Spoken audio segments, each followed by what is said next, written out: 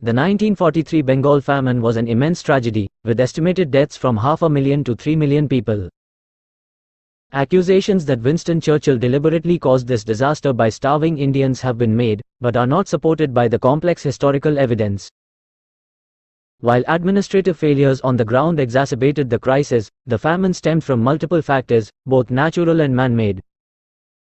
These included crop disease, wartime constraints, policy misjudgments by British and Indian authorities, communal tensions, and a cyclone destroying harvests. Churchill's role was oversight of the war effort rather than direct famine relief administration. His influence over food shipments to India was quite limited. Journalist Madhushri Mukherjee's book accusing Churchill of intentional genocide relies on cherry-picked data, as renowned economist Amartya Sen critiqued. The confusion and callousness, Sen references derived more from supply challenges, mismanagement by local officials, and conflict between Bengal's Muslim leaders and Hindu merchants. Provincial self-rule was enacted in the 1935 Government of India Act, which Churchill had staunchly opposed. This gave elected Indian ministers control over famine relief. Hence, Churchill saw food aid as Bengal's primary responsibility, not London's. Given the war's pressures, his ability to impact aid distribution was marginal at best. Once the central government intervened under Churchill's appointed viceroy, Lord Wavell, the famine quickly abated. A major cause of food shortages was brown spot disease, destroying up to 90% of the rice crop in Bengal during 1942. This crop failure devastated yields before the famine arose. The fungus outbreak was catastrophically timed, as weather then spread spores during ripening. No rice varieties resisted the extremely virulent strain. But crop disease, rather than Churchill's policies, left stores deficient entering 1943. Additional factors piling on included cyclone flooding that September, destroying Bengal's autumn rice harvest.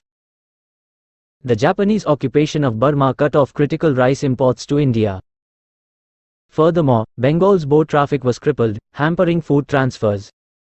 Once Churchill grasped the famine's magnitude in summer 1943, his war cabinet sought urgent Australian wheat shipments for India. He prodded America to help transport Australian grain. Despite rationing and starvation in parts of Greece, Churchill's cabinet earmarked roughly 200,000 tons of Australian wheat for India from early 1943 until 1944's famine alleviation. Shipments faced relentless attack, with Germany and Japan sinking over 1 million tons of Allied shipping in 1942 alone. Safe passage was nearly impossible, yet Churchill stressed the urgency of addressing India's needs.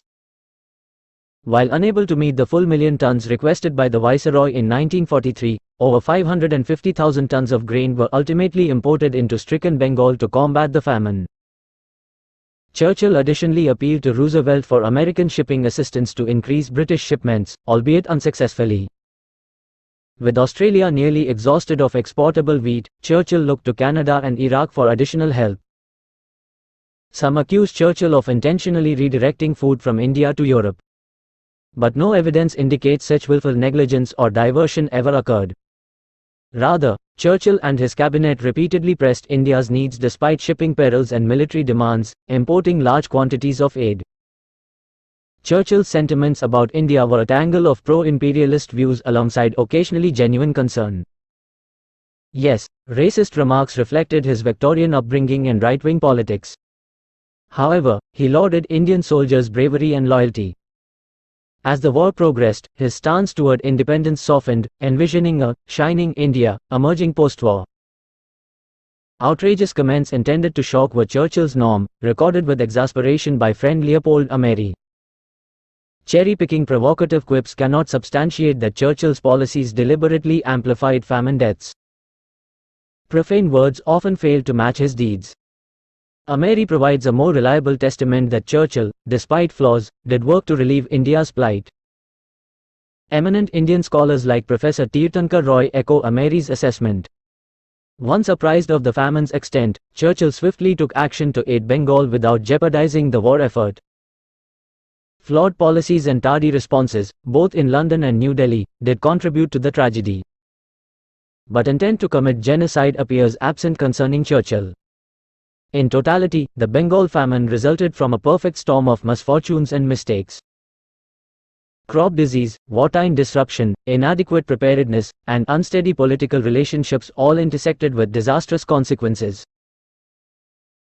Churchill erred in underestimating initial reports, but once cognizant of the emergency, he imports over 500,000 tons of grain into Bengal, even while Britain herself was far from food secure. Accusations of engineered genocide not only demonize Churchill, they diminish the complex failings of systems and circumstances that precipitated human disaster. Rather than malicious intent, apathy and wishful thinking that monsoons would improve harvests appears to have delayed collective response until too late. While Churchill and the British administration bear portions of responsibility, so too does Bengal's leadership. In retrospect, earlier mutual recognition of the unfolding crisis once crops began failing may have averted such widespread tragedy. Pandemic hunger leaves blame enough for many parties.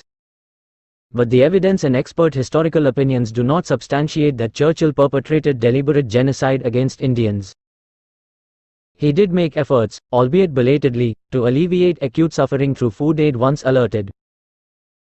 A combination of oversight and obstacles largely beyond Churchill's control enabled India's famine to reach its devastating scale.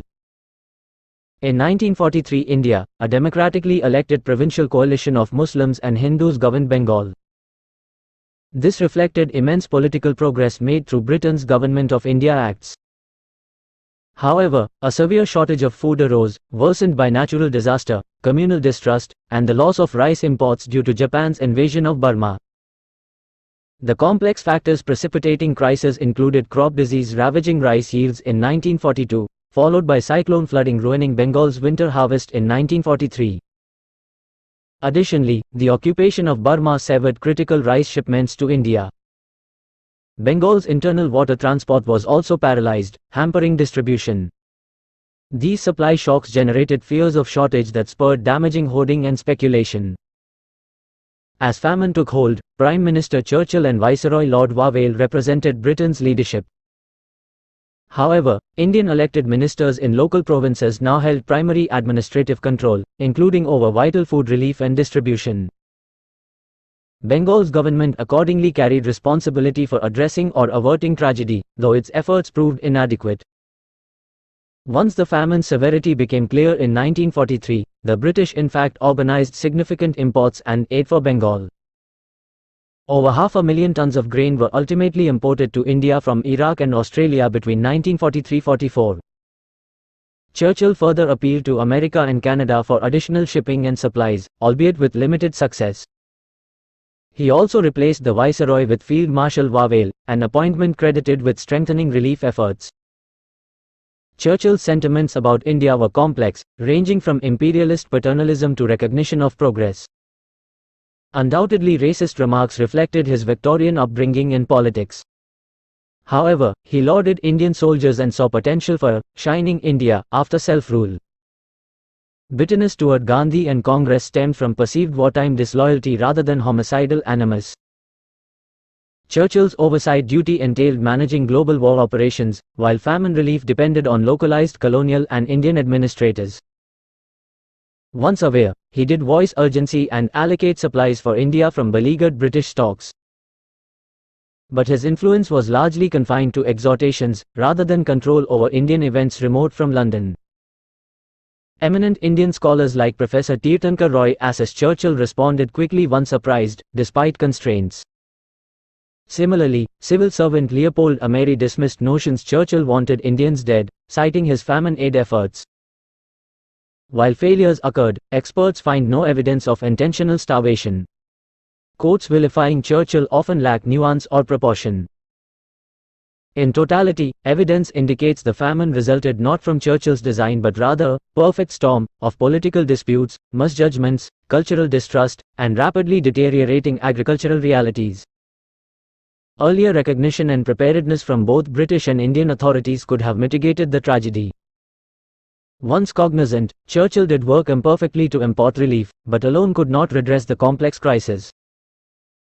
Truly understanding requires examining the perspectives of all involved, without assumptions of malice or prejudice.